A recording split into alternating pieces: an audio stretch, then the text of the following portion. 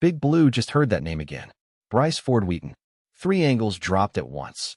First, the comeback push, then what it says about roster depth, and then the one that changes everything. The real chance Giants fans could see him on the opposite sideline. By the end of this video, you'll know exactly why this name still matters for New York. Big Blue lock-in. Word just broke that a former Giant is trying to fight his way back into the league, and this is not random nostalgia. This actually opens a real conversation about the back end of the roster, special teams value, and how fast a developmental player can turn into a roster regret. Real talk before we dive in. Eagles fans have bigger football channels all over this platform, and too much of their content is lazy noise.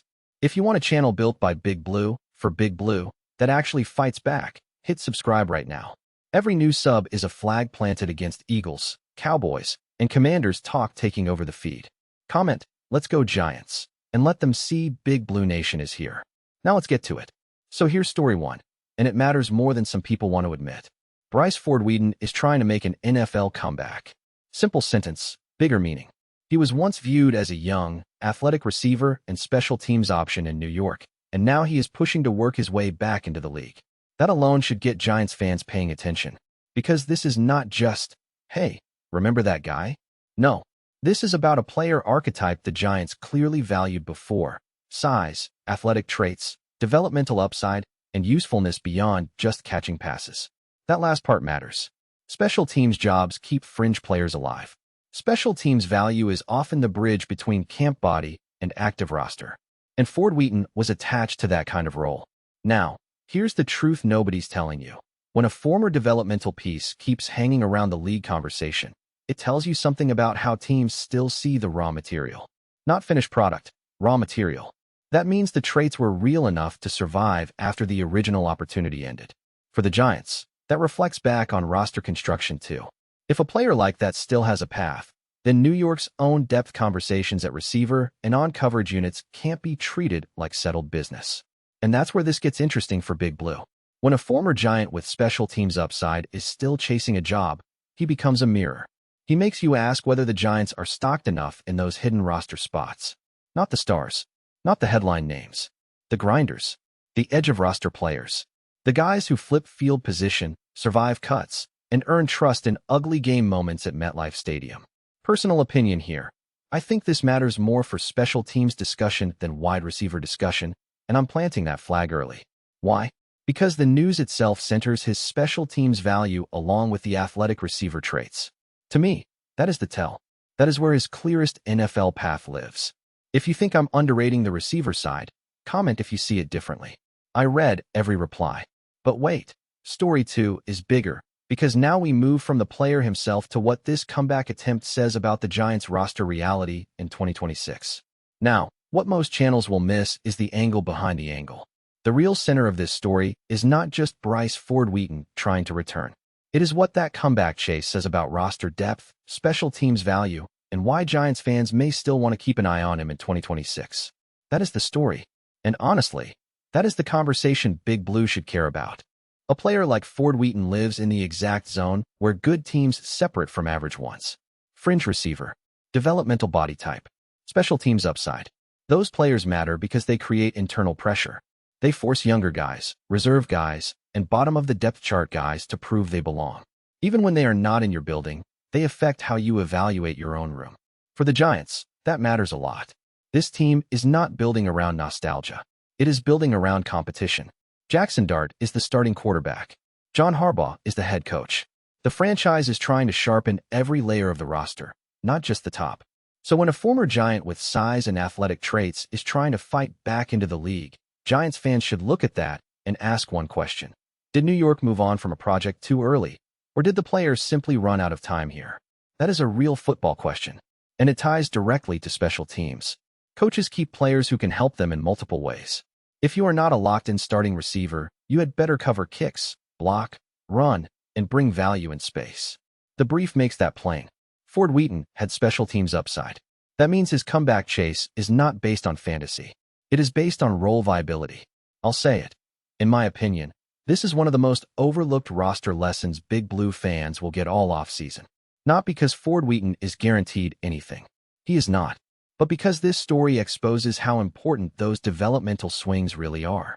If you hit on one, you steal depth. If you miss, that player can still resurface somewhere else and make you look slow. Tell me I'm wrong. Now I want your take. Comment, keep watching, if you think Giants fans should still monitor Bryce Ford-Wheaton in 2026. Comment, move on, if you think this is just a former player story and nothing more. No middle ground. Make me defend my position. Quick reminder, if you're still here and not subscribed, you are Big Blue. Hit the button, because story 3 is loaded. And what's coming next is the part that changes this from a simple comeback story into something every Giants fan should notice. Now, what you've really been waiting for. The story that flips everything. The one I told you about at the start. Here it is. The biggest detail in the brief is not just that Bryce Ford-Wheaton is trying to work his way back into the NFL. It is this. There is a real chance Giants fans could eventually see him on the opposite sideline.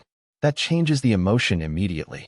Because once a former Giant can show up across from New York, the story stops being memory and starts becoming consequence. It becomes evaluation. It becomes comparison. It becomes one of those moments where Big Blue Nation looks across the field and says, wait, was that ours? And connect that to the first two stories. Story 1 told us the comeback is real. Story 2 told us it matters because of roster depth and special teams value. Story 3 adds the sting. If he gets back in, Giants fans might not be cheering for him. They might be watching him compete against the G-men. That possibility matters because of the kind of player he was described as being: young, athletic, developmental, with special teams upside. Those are exactly the types who can disappear from one fanbase's daily radar, then reappear in the most annoying way possible. Not as a star, necessarily, but as a useful football player. And useful football players beat you all the time. They down punts. They make coverage plays. They win the last roster spot, then stay in the league longer than expected. This is why I keep saying Big Blue should not shrug this off. The Giants are always going to be judged not only by the stars they keep, but by the developmental players they identify, shape, and either retain or lose. If Ford-Wheaton lands elsewhere and sticks, even in a role player capacity, fans will revisit the question. They should. That is not being dramatic. That is how roster building is measured in the NFL. And there is another layer here. Opposition scouting never sleeps. A player with size, athletic traits, and special teams appeal does not need a Giant headline to become relevant.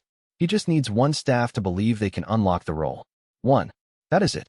Once that happens, the former Giant trying to return story becomes former Giant found a lane. Those are very different conversations. I'm going on record right now. In my opinion, this opposite sideline possibility is the sharpest warning in the whole story, and Giants fans who dismiss it are making a mistake. Not because Ford-Wheaton is destined to become a star. I am not saying that. I'm saying developmental players with real traits and special teams utility are exactly the kind you regret underestimating. That's my take. Tell me I'm wrong. I'll defend it. Now you have your answer to the question I asked earlier. If you think Big Blue should still monitor him closely, drop, keep watching. If you think this is nothing, drop, move on. If this analysis hit, like the video. That's how we keep the algorithm pushing real Giants breakdowns instead of lazy recycled noise. 3 stories. 1 picture. Here's what it all means together. Bryce Ford-Wheaton's comeback push is not just about one former player. It is about how the Giants evaluate hidden roster value. It is about how special teams roles keep careers alive. And it is about how developmental bets can come back into your world fast, especially if they land with another team and line up across from you. Listen, my next video is going deeper on what stories like this reveal about the Giants' bottom of the roster battle, who actually sticks, and what John Harbaugh could prioritize when shaping this team around toughness and versatility. If you're Big Blue for real, subscribe right now and turn on the bell, because YouTube will not hand that video to you unless you tell it this channel matters. And if you have not answered yet, drop your final answer below. Keep watching, or move on. But listen closely, one decision always hangs over stories like this. The Giants still have to prove that their current depth is stronger than the pieces they let go. That answer does not come from hype. It comes from who earns trust, especially on special teams and in those last roster spots. And outside the building, the rivals never stop stacking edges. Eagles, Cowboys, Commanders, all of them look for overlooked value. That is why stories like this matter. One developmental player here, one roster swing there, and suddenly the division picture tilts in ways casual fans never saw coming. Big Blue, the battle is here. Subscribe, stay locked, And let's go Giants. We ride together.